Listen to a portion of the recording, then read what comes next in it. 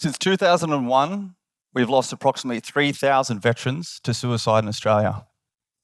For those that are unaware, that's approximately 60 times the number of veterans we've lost in combat during the same time period. And while we're talking about veterans, it's important to note, we're not talking about my father or my grandfather's era. In fact, the Australian Institute of Health and Wellness conducted a report that identified that the highest at-risk demographic of mental ill health and suicidality was actually young men under the age of 40. Men around my age and younger. Now, in October 2020, after leaving the military and sitting safe on my couch in Sydney, I thought I needed to become one of these statistics. I sat there and decided that I was going to take my own life. Spoiler alert, I didn't, and I'm happy to be here with you today. But what it did set me off was on a path to conduct my own self-reflection, because when we're talking about suicide, we're just talking about the tip of the iceberg, and to appreciate how I got to that place and how I got to that level in my life. And one of the first things that I found was this simple statistic, that the suicide rate of current serving members within the Australian Defence Force is less than half the Australian community average. But when we leave, the risk of suicide more than doubles. Less than half in service, but more than doubles when we leave. And what I did is I grabbed that, turned it into this motion, went down to Parliament and helped to campaign successfully for the Royal Commission into Defence and Veteran Suicide that commenced in 2021 and completed this year. What it also did was set me off on a path to better understand how could we be so resilient when it comes to mental and emotional health and suicide in service, but that deteriorates so far when we leave. And it took me back to this time period, the most dangerous and most chaotic period of my career. And as Maslow puts it, my self-actualization there as a commando commander, a commando officer leading my men in combat. I deployed 5 times on combat operations around the world, and I can honestly say that there was not once that I feared for my own life.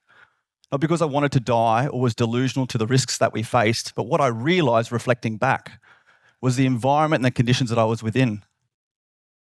My entire Maslow's hierarchy of needs were catered for, but actually what I had was proactive layers of resilience.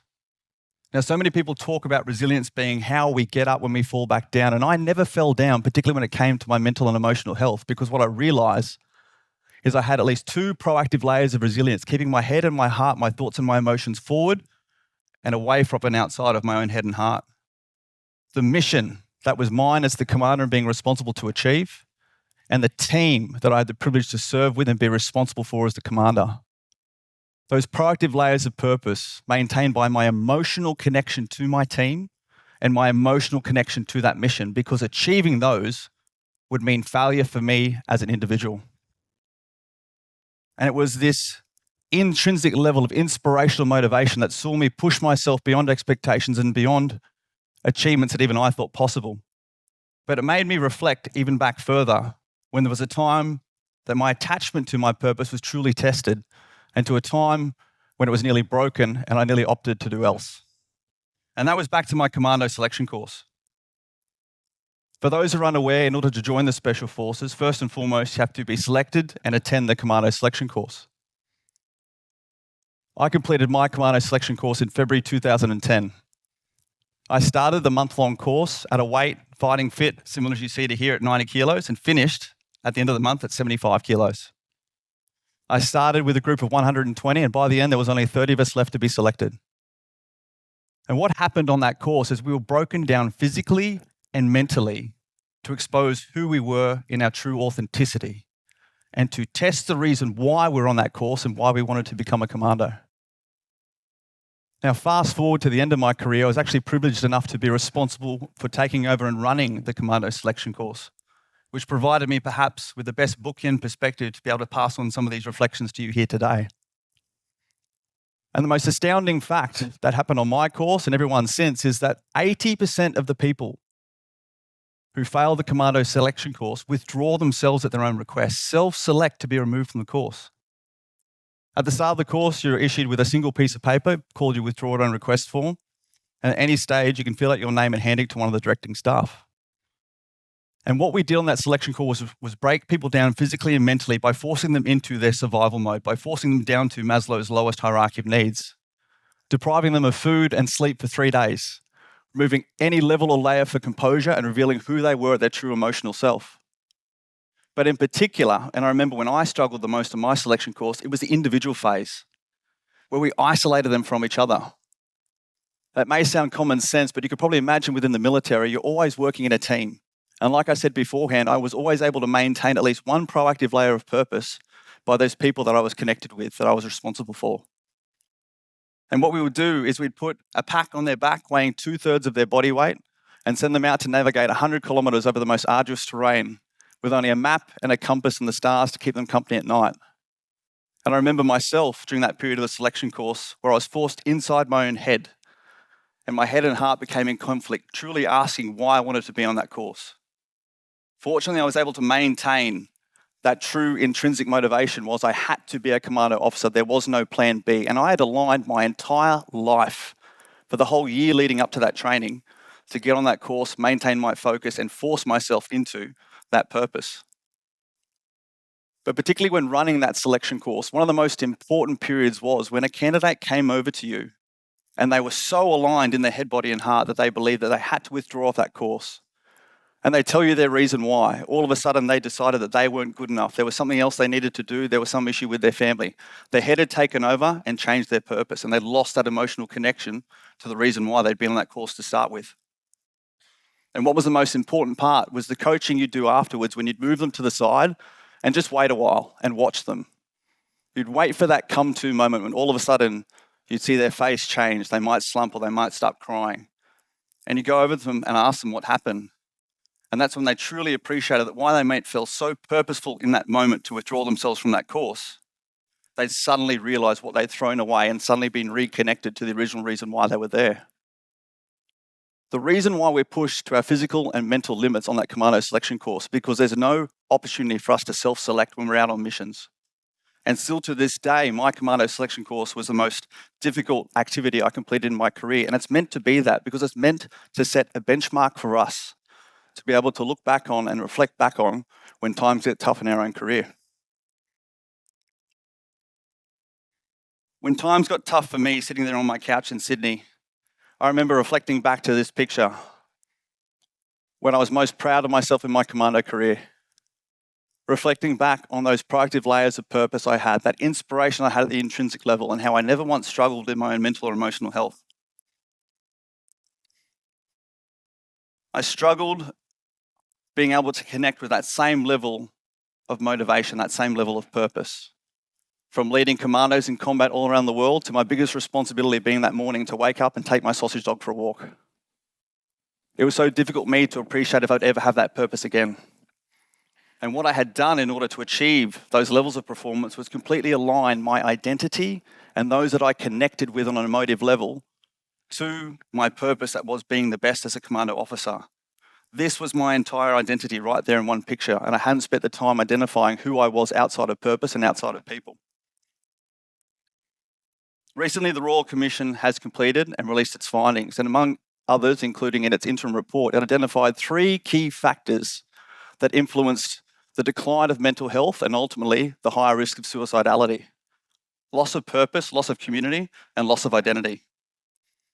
And particularly for those of us who choose to adopt this model where our purpose overtakes our entire identity and we only attach ourselves and connect ourselves to those in our community who support that purpose.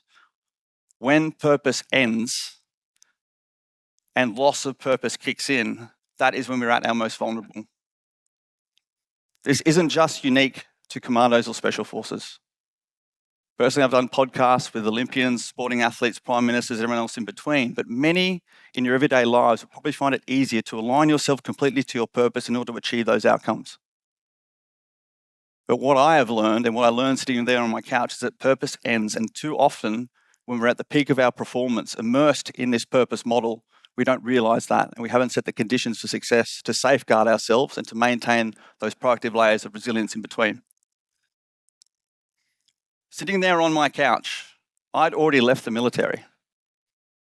I'd thrown myself straight into the next job, applying this same level, having it being my identity and it being my purpose.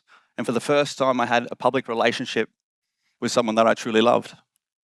And in August 2020, probably like so many of you sitting here, I was suffering from some of the same conditions I'd experienced on my selection course brought about by COVID and lockdowns and the isolation and uncertainty that occurred from there. I lost my job just at the end of the previous year, and my relationship broke down at the very start of COVID. And I lost my proactive layers of purpose and realized that those that I collected in my community and attached myself to were also, again, like I'd done beforehand, linked directly to those. And as I sat there alone and thought that it was my time to take my own life, I was suddenly provided with purpose in the moment as my little sausage dog walked up his little ramp, put his head on my lap, and reminded me that it was time to feed him. But reflecting back on that moment, and reflecting on what the Royal Commission has taught us about loss of purpose, loss of community, and loss of identity, what I've since learned is to be able to flip this model and appreciate that I needed to put in the time to really understand and identify who I was outside of purpose and outside of people. One of the final reflections I got was actually from, again, running the Commando selection course. The Commando selection course is actually designed to select the right people that we know as an organization we can spend the next year training and putting through courses because we have the best instructors, equipment, and resources to then become the commandos at the end of the year. And the way in which we do this is we simply assess people against a set of values, a set of commando values. And these are the same values that we maintain and assess people on throughout their career. And looking back at that picture of me in my uniform, self-actualized and inspired by purpose, I put in the effort to try and identify what were those values that actually saw me being my best, that helped me to achieve my highest levels of purpose outside of people and outside of any mission that I may have had. And it's been identifying who I am outside of purpose, my identity based on my values, understanding and appreciating more about Maslow's hierarchy of needs, and putting that into practice in a proactive method through which I appreciate I'm not going to always have purpose, but I need to find and connect with people who help me stay grounded and authentic to who I am within my own value set, and appreciate that purpose will come and go. And to lean into and be inspired by purpose, but always go forward and simply with the mindset, appreciating how strong our head can be and how much it can take over our heart, particularly when we're in survival mode, to make sure that every step forward, I don't become all consumed by my purpose, and I maintain that grounding in who I am at my values and who I keep around me at that emotional level of connection. Mental health does not discriminate. This isn't just simply a special forces story. Like I said, I was at my lowest since leaving the military, and I just have the unique perspective of being able to look back over my career at some of the extremes of human performance and also some of the lows that I was a part of achieving to select people for a deliberate purpose. By speaking here with you today, I simply hope that you can help to see some of my own journey and what I've been able to put into practice and some of the lessons that I've learned the hard way. So as you may perhaps be able to use them in your life in some way, or to perhaps help someone you know whenever they need it someday. Thank you.